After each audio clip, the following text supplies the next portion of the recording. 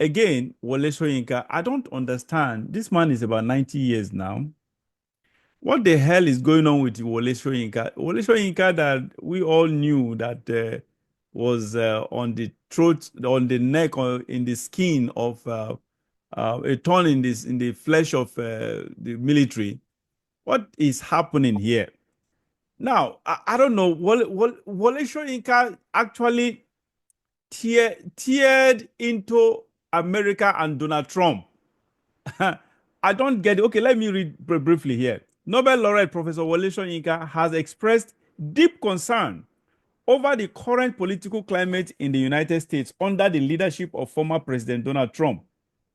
In an interview with freelance arts journalist Laura Collins Hughes, published by the New York Times, under the title At 90, Wole Soyinka revisits his younger, more optimistic self. Soyinka called the situation in the US one of the saddest development phenomena he is aware of. Wow. I just feel very sad, quote, very sad that what's happening in the US should be happening in such a potentially progressive country, the renowned writer and political activist said.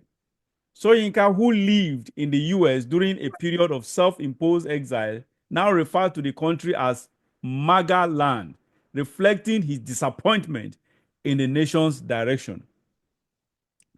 Um, okay, I don't, it's a little bit long. Let's talk about now, Barrister. You see, this Donald Trump situation has actually exposed so many people that you will ordinarily you would think these are brilliant, intelligent people. But you see, I always say common sense. Common sense is something that is so scarce lately, especially in the globe, anything that has to do with the globe. Honestly, this common sense is now can only mostly be found in the middle class now, in the even the low people, the masses, than those academicians. You hear professors, you see doctors not making sense. Just Donald Trump actually exposing how myopic and shallow-minded and how their IQ they are so depraved of cognitive alertness. I don't know, Barrister, what is your take on this?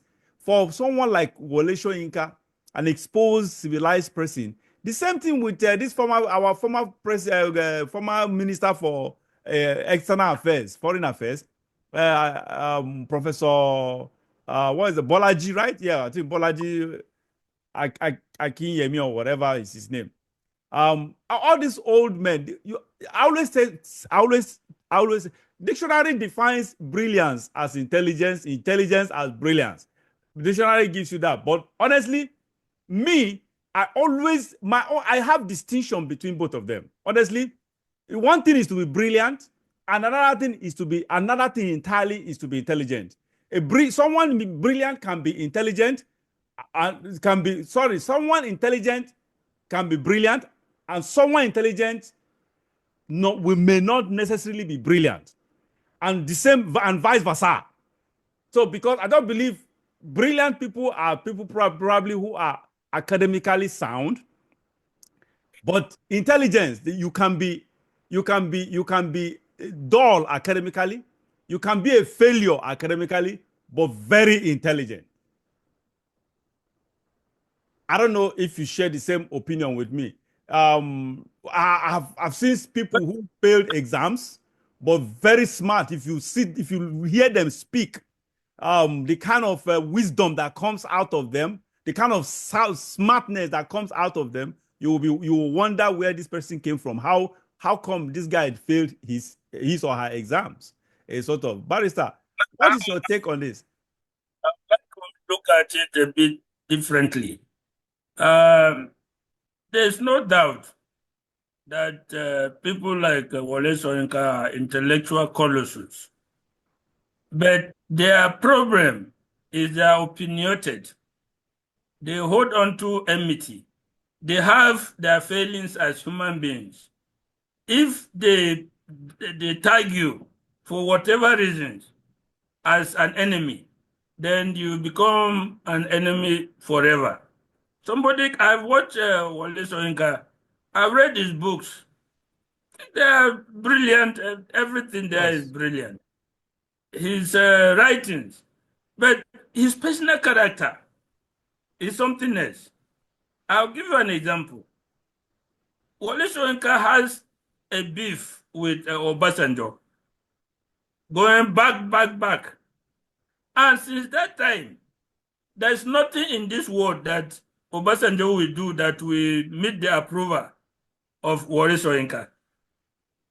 When Obasanjo was president, there's nothing Obasanjo did in the 8 years that has met approval of Wole Soyinka. Nothing today or going forward that Obasanjo will do or say that Wole Soyinka will approve.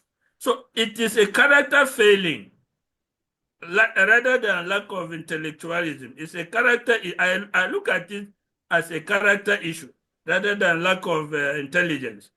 Because when you put that kind of thing, when you have that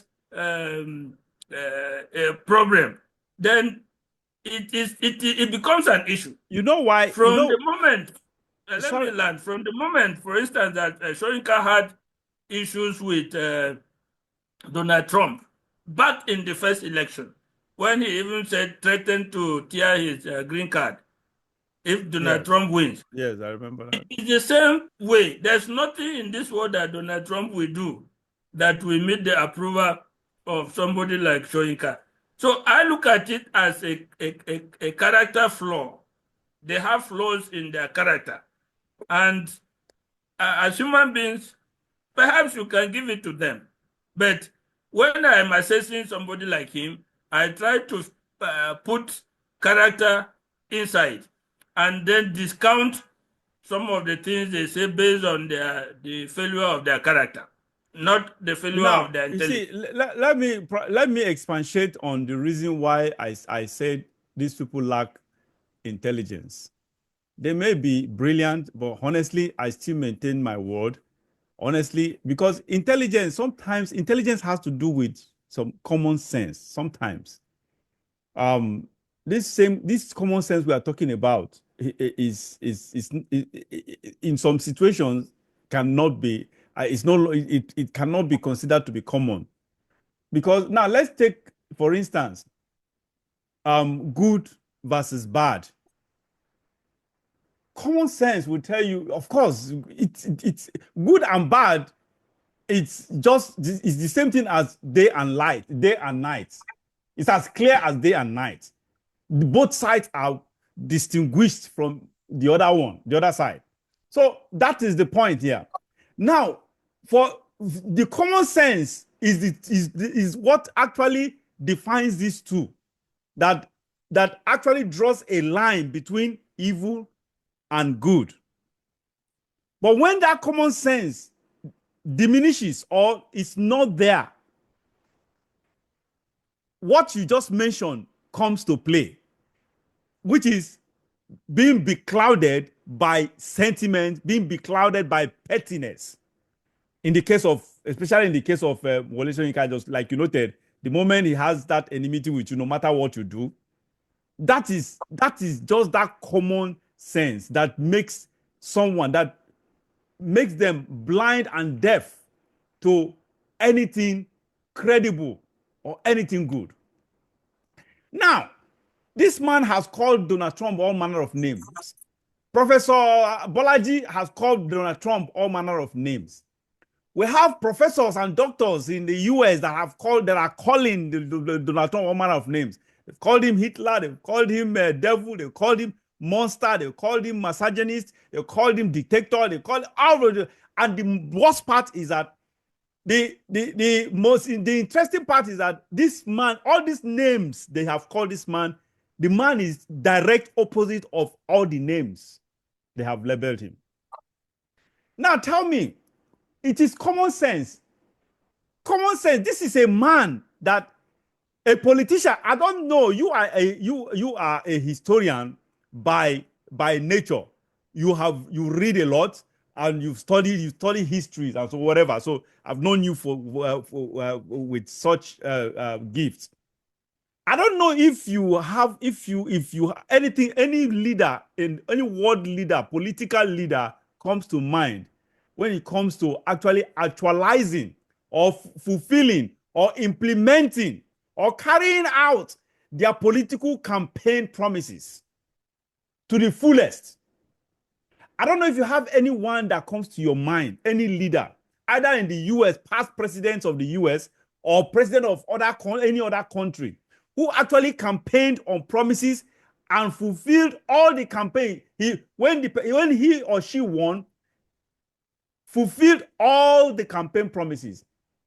Now, to the best of my knowledge, no, in fact, I personally have tagged Donald Trump as the best president US ever had. Now, in the Republican sphere, the Republicans, they idolize what's his name? Ronald Reagan. That is their idol. Honestly, Ronald Reagan did not do 1/4 of what Donald Trump has achieved in his first 4 years. Not to talk of what he is doing right now. This man is a kind of revolutionizing political leadership. A sort of. So someone promised, a politician who promised some difficult policies. These are things, the promises he made are not things that can easily just pass through the National Assembly without any controversy. They are difficult stuff, difficult policies, including tax cuts. Difficult policies that for so many years that no president was able, no US president was able. They tried it when they got during campaign, promised heaven and earth during campaign. When they became president, the pressure, they couldn't withstand the pressure, they caved. This man fulfilled all his campaign promises from the beginning to the end, and even did much more than he promised. And he is still fulfilling more. This man, literally, he promises even difficult, controversial things during campaign. He's not scared of going to where people run away from. Topics that people run away from. He promised, and immediately he got, first time he did it. This second time he's even doing much more. In less than 100 days, this man has done so much that so many presidents were not able to do in 8 years. Barrister, this is the common sense I'm talking about. This man is digging out corruption. I have always known that US will have corrupt because as a contractor, I see there are so many things. You see, so we do things sometimes. They contract some stuff to us, and you ask, for God's sake, what is wrong with this thing? Why are they changing this stuff? Sometimes they want to change the entire building, entire structure, or whatever, change everything inside and do it. You want that equipment, replace all the equipment, and these are beautiful. These things, nothing is literally wrong with these equipment. Some of them still look good, look new. Why? They do that for corruption purpose. And that is just like the nonsense we're experiencing in Nigeria. The same thing happens I've always said it, I've always known that the US is corrupt, but I didn't even know that it is this corrupt. The corruption is this deep. Look at Donald Trump just unearthing, digging out all the corruptions. Yet people still hate him. People who are supposed to, common sense will tell you this man is doing the right thing. They still keep calling him names that he's not. Barrister. Yes, the whole world, both academics, intellectuals, college professors, or whatever, even the average ordinary person, know that Donald Trump is not really a politician. But we call him a politician because he has He campaigned contested, and yes, aspired for election. power. But he is not the typical politician. He is not the politician that people know, people are used to. He is not the politician that people have met over time again and again. That is the reason why he is the 47th president. He was the 45th Fifth. and now 47th. That is the reason why, even throughout the United States, nobody has been able to compare him to any of the 44 presidents that have come before. Nobody can say, oh, Donald Trump is in the mode of Roosevelt, is in the mode of this man, he has come in or doing this. They are not able to, because he is He not stands out. a politician. He's just the person he is. A person who says what he means and means what he says. That is it. Meanwhile, the actual definition of politician is somebody who speaks from both sides of his Both sides of mouth. the mouth. So you see the sharp contrast. I have such leaders in the world. The only person that comes close to what Donald Trump is, I can know from my limited knowledge, is Awolowo in Nigeria, who incidentally did not get the power.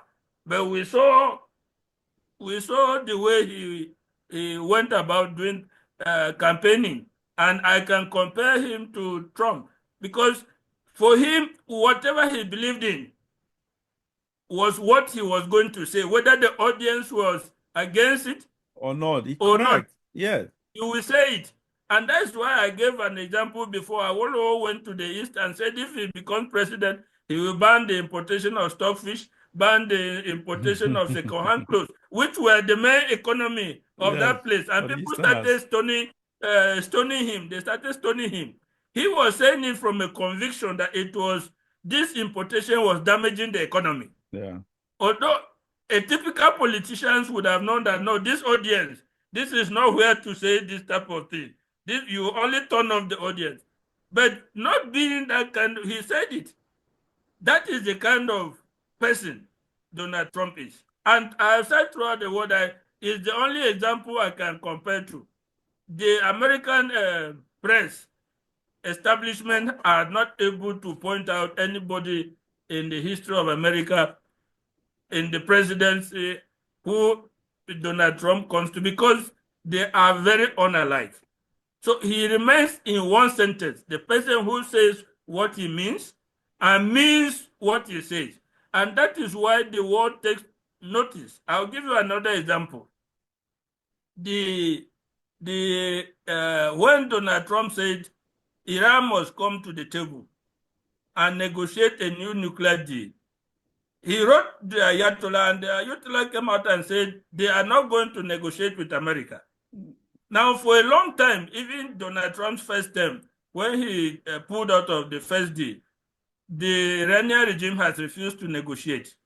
But when he came back and said, I wrote them a letter that you negotiate or face the consequences, they believed him because he says what he means and means what he says. Of course. Today they are having, I think next week they are having a meeting. Today, Saturday, they are having the first meeting in Oman. Yes. And I read a report that the Iranian president, the head of the Iranian judiciary, the head of the Iranian parliament, went to the spiritual leader and told him that, look, you must approve this direct meeting. We don't want this mass trouble. You must, that is their private. They pressurize him that, look, we don't want destruction of Iran, because this man is not somebody you will play with. He means what he says. So the Ayatollah was forced to approve a meeting, to his shame, because he has repeatedly openly said that he bragged about it. He cannot negotiate with the US. But at the end of the day, because he is dealing with somebody that means what he says and says what he means, he has no choice. And he sees the power that America has. He has approved the meeting. That is the kind of leader you are talking about. If it is any other leader, would they even try? If it is Joe Biden, they will just write him off.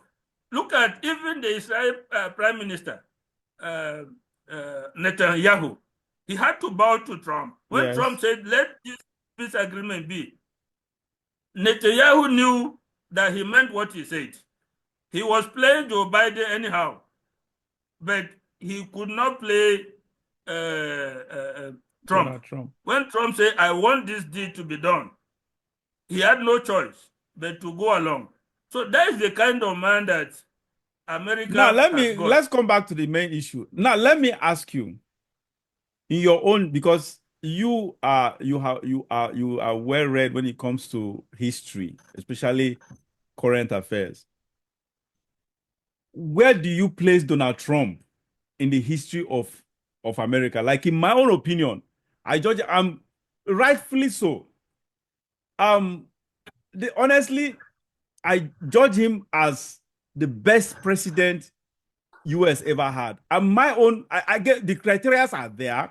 Like I said earlier, no politician, not at least not in the history of US, who campaigned on difficult, controversial issues or policies and actually won on those policies, became president, and implemented those policies from the beginning to the end, with including the most controversial ones that actually, like some of them that has to do with global peace, threatened global peace. He still went ahead with pressure.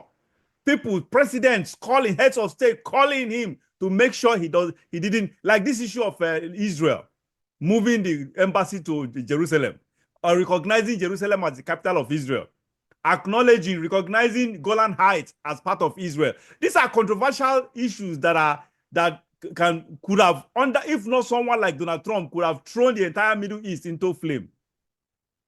That is just it. And so many, both local and international, controversial issues.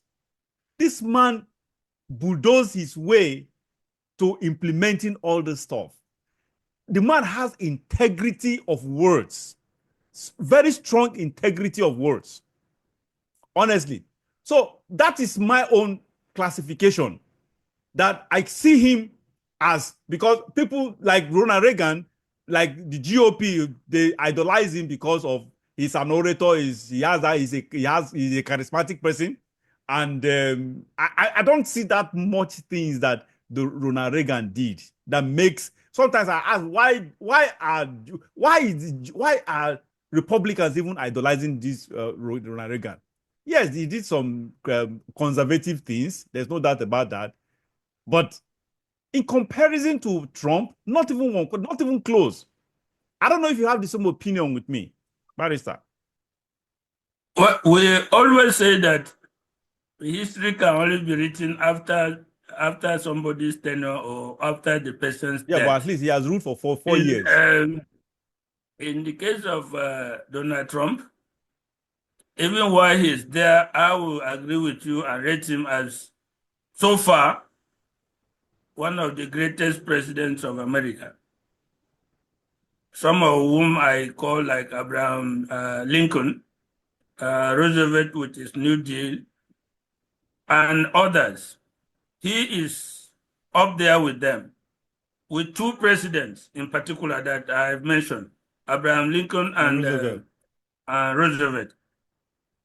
Abraham Lincoln because of the Civil War and the emancipation of slaves, and Roosevelt because of the New Deal. Trump is the greatest asset, which I think even other people may not look at it. He has perception.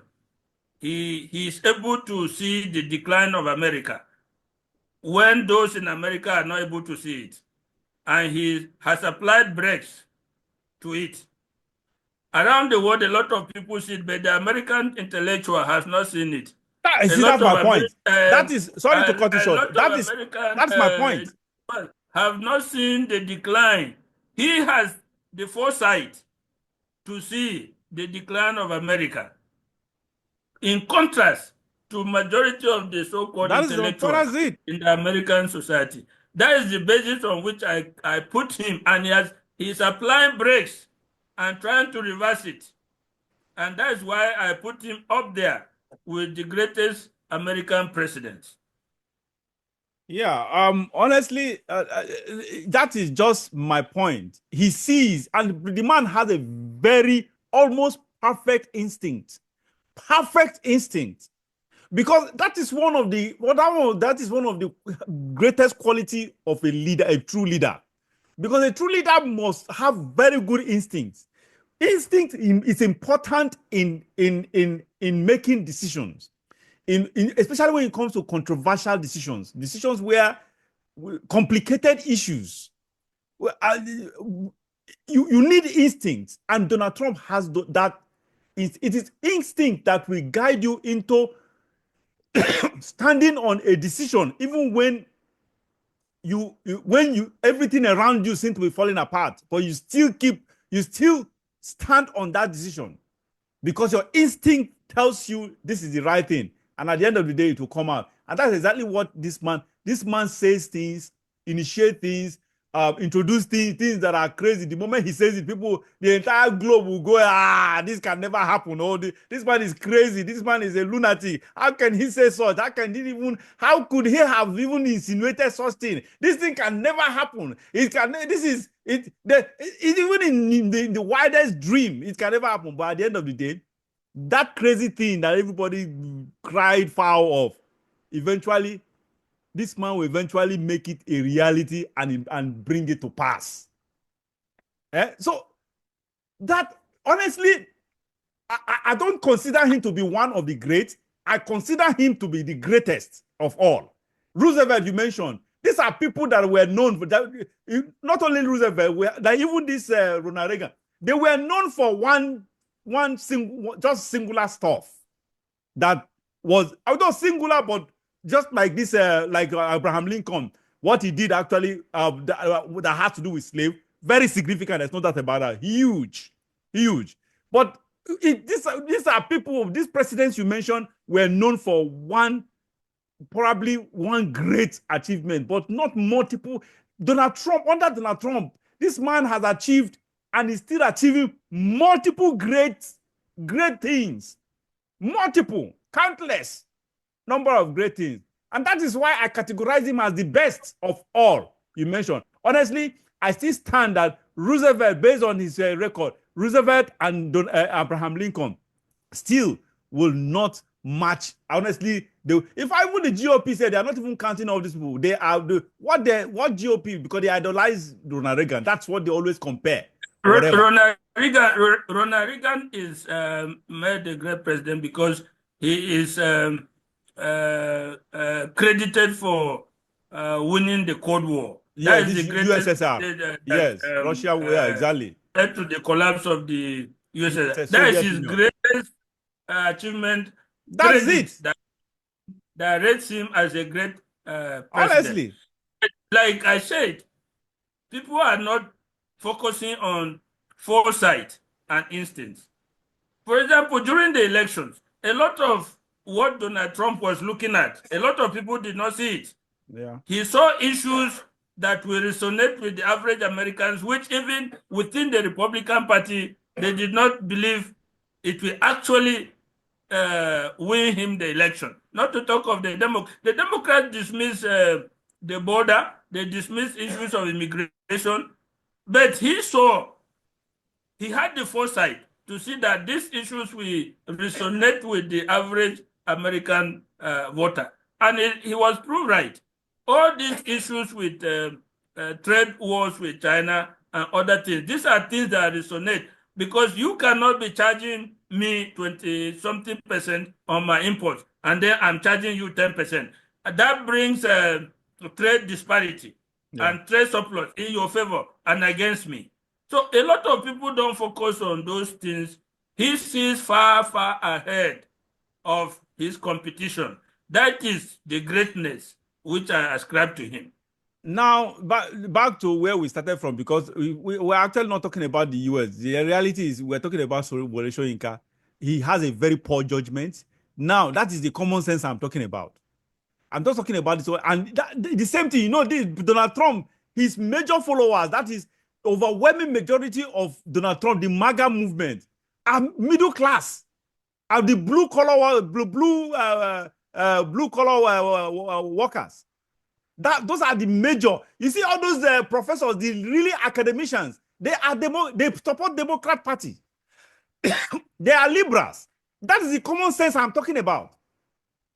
So look, imagine now with all these things we've talked about, you and I have at least common.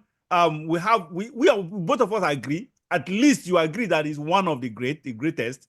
Even me, I say he is the greatest, not one of the greatest. But at least we have that common whatever.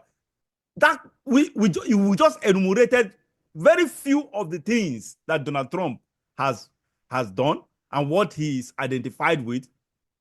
But these learned academicians, these so-called professors and civilized, exposed bourgeois, they don't see this.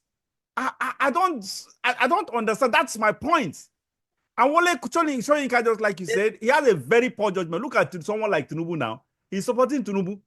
Tinubu that is the most corrupt and the only president we've ever had in the history of Nigeria that have criminal history. Criminal history is unprecedented. He's the that's the person that Wole Soyinka is supporting. So some of these intellectuals, their problem is that they are so narrow-minded. That's the point. They are so straight that they cannot see outside. Honestly, their narrow-mindedness, and that has taken over the people like Wole Soyinka. Like I said, from his youth going forward up to 90. Obasanjo used to say that you cannot bend a dry fish. You cannot bend it.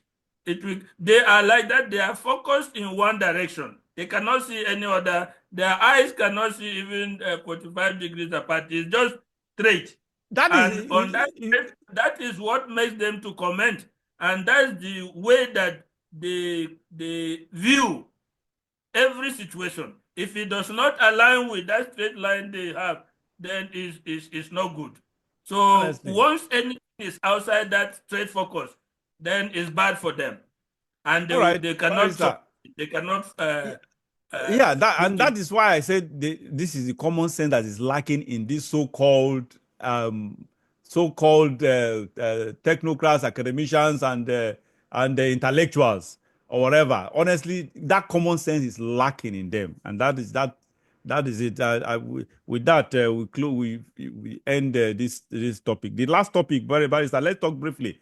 Bola Tinubu, I don't know, France now has become the second Aso Rock by Barrister, to the extent that the secretary, yes, now Bidia, his secretary, I don't know who, I forgot whether he's secretary or whatever. Pardon me, I think I forgot. I read the news somewhere, but I've forgotten who actually was referring everyone to France. All the people, including some Nigerian political appointees, ministers or whatever, or governors who wants to see the president, they referred all of them to France. Everybody is jetting out to France to meet the president in France, Nigeria's president. So we now have a second Aso Rock in France. That is one. Secondly, Barrister, what kind of diplomatic disgrace is this? I don't know. Does it make sense that a president will be in as we speak? Tinubu is in France, probably, of course, for medical checkup, for medical whatever. Yet his counterpart, the president of the country, is in a different country. I think it's in Egypt. I don't know. Does that make sense diplomatically? Is it possible for a serving president to visit a country, even if you are not visiting, even if it is not an official visit, that you visit a country without meeting with the president of that same country? Barrister, diplomatically, is that correct? Is that right? These are some of the things that give very negative perception to the government. You are going on what apparently is a private visit, but you tell the country that you are going on a working visit. This man was going to France. That's the point. The information that was given to the country is that he is going on a working visit. If you are actually going on a working visit, the president of that country cannot leave his country and go to another country. Honestly. What he actually went was his private business. And we know he has two private businesses. One, health issues. He normally goes to France for his health issue. The second is that majority of his business is France related. His private business is France related. Most of his businesses are based in France, as a matter of fact. So he goes Really? there to treat his health. He goes there to do his private business. But rather than say it openly, they will camouflage and say, oh, the president is going on a working visit to France. That is a lie from the pit of hell.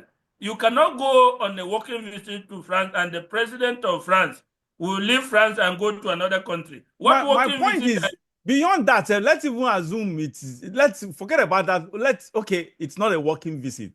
But honestly, does it speak? I don't understand if that speaks well. It's just like Nigeria now. Excuse me. For a French president to visit Nigeria for medical checkup, for private or whatever, is it? I don't know. Diplomatically, is that correct? Is that right? That a president, a serving president, an active president of a country, will visit another country without even meeting with the country's president? I don't know. Diplomatically, I don't. It doesn't make sense to me. Well, you see, where you have to look at the fact that Tinubu has gone, since he became president, he has gone to France more than 10 times. He has gone to France more than 10 Yeah. times. France is the country that he goes almost every time he's out of the country. So you have to remember that he has private business there. He also has medical issues there. So when you become a regular traveler to a country, you will not tie down that country's president. Yeah, you're right. They You will lose respect, they will sir. do their normal, the respect that would have attended a president coming to our country for the first time is washed away. That euphoria is gone after the second visit. When you are coming every month or every 2 weeks, you are coming to our country and you are not coming for official business, I will go to my normal distance. The euphoria is gone. So you have to understand his visit in that context. He is doing his private business, attending to his health. So that does not tie down the president of France. That does not constrain him from doing any other country. Let me ask you something, because there's something I don't know. I always forget to ask you this. I don't know. You noticed it during the Buhari era, when Buhari became president. The first few months he was sick. In fact, no one expected Buhari to survive, to still be alive to finish 4 years, not talk of 8 years. He didn't only finish for 8 years. He finished even looking much younger and stronger, looking healthier. Today. Till today. Tinubu, the same thing. Remember Tinubu during campaign? We never expected him to even survive the campaign. He kept making mistakes, having to make some kind of dementia mistakes based on dementia or whatever, or some kind of speeches that didn't make sense. And he was looking frail. He was looking weak. He was looking older than his age. It was sounding incoherent. But here we are. Tinubu, the presidential media chat I watched, I looked at this man. He's looking younger, looking strong, sounding coherent. I don't get it. But what is there in Aso Rock? I told you there's nothing in Aso Rock. This is international politics at play. I mentioned earlier that the medical services you can get as a president is unparalleled. It has nothing to do with your money. You can be the richest man in the world, but you cannot get the kind of medical attention you can get as a head of state. That is the truth. You can have all the money you want. Some issues in medical treatment does not pertain to the money that is paid to the doctor. And I always give an example. Back in the days of the Soviet Union, at the height of the what war did we used to call that? The war between America and this thing. The fight between US and the Cold War. Yes. At the height of the Cold War, the Soviet president, Brezhnev, was sick with cancer of the lower jaw. They brought doctors, the best doctors from East Germany, oral doctors. It was not working. At the end of the day, they decided that one American doctor who was 89 years old and retired was the only person in the world who could attend to the Soviet president. So you can see how the two enemies, one of them had to depend for his survival on the person in the other enemy country. So they had to swallow their pride and contacted the US president. They had to bring that person who was 89 years old and retired from his home to attend to the Soviet president. But because of his age and frailty, he could not travel to Russia. They had to set up a televised television monitoring this thing from the US, where he was giving instructions to doctors in Russia who were attending the Russian president on the screen. He was controlling the operation from US. Yeah. So the example I'm giving is that when you are the head of state, the kind of medical services you get does not depend on money. It depends on your status as a president. You can call the president of US. You can call, and they will call people who otherwise will not come, whether you even give them any amount of money. These people can call them and they will come to your aid. If at the time that Buhari was sick, nobody believed that he will die. I mean, he will survive. He will survive. He was actually very, very frail. He spent up to 6 months in UK. And in that time, you can bet that the whole UK Prime Minister, was already dead, President, everybody was called upon to provide the best. And he came up, and today he's even looking stronger than some of us. The same thing is happening to Tinubu. He is going to France, and you can bet that he is liaising with the French president, who is also liaising with other head of state to get the best medical personnel that will attend to him, who otherwise, even with all his money, will not come out to do that. So it's simply a case of the highest medical facility you can get attending to the president. That's the way I look at it. Yeah, and actually, the way you look at it makes sense to me. Honestly, I think that is the only honestly, that's the only thing that makes sense. Otherwise, I've been very curious about this. It makes sense to me. I think that is the only thing that actually gives energy, gives oxygen to this whole thing. Because I don't get it. I honestly, I just don't get it. Why the reverse has always been the case. When somebody is almost dying and he became president, and the next thing it just rejuvenates naturally or whatever. So anyway, thank you so much. I think that brings us to the end of this segment. Barrister, honestly, I appreciate you so much. Thank you. We appreciate you. You've always been here. And viewers, honestly, you can't believe it. This topic again, all we have discussed today, there was no Barrister Manta he didn't know anything, nothing. Most of the topics we discussed, majority of them, I don't give. That's to tell you how current Barrister Manta is, a sort of. So this one today, from the beginning of the topic to the end, I didn't even give him an iota of clue of what I will be talking about today. Because someone I know his capability. I've known Barrister Manta now for almost 20 years. So I know his how expansive his knowledge is. So, and that is why I won't say I take risk. I do that with confidence that I know what he can actually answer confidently and what he cannot. And if it is something I need to actually send him the topic beforehand, I'll do. But mostly 80 to 90, okay, let's be about 80% of what we discuss on this show with Barrister Manta, I never gave him prior notice or prior information of what, or a clue of what we shall be talking about. Barrister, thank you so very much. Thank you too for All right, having me. viewers, see you again next time, and remain blessed.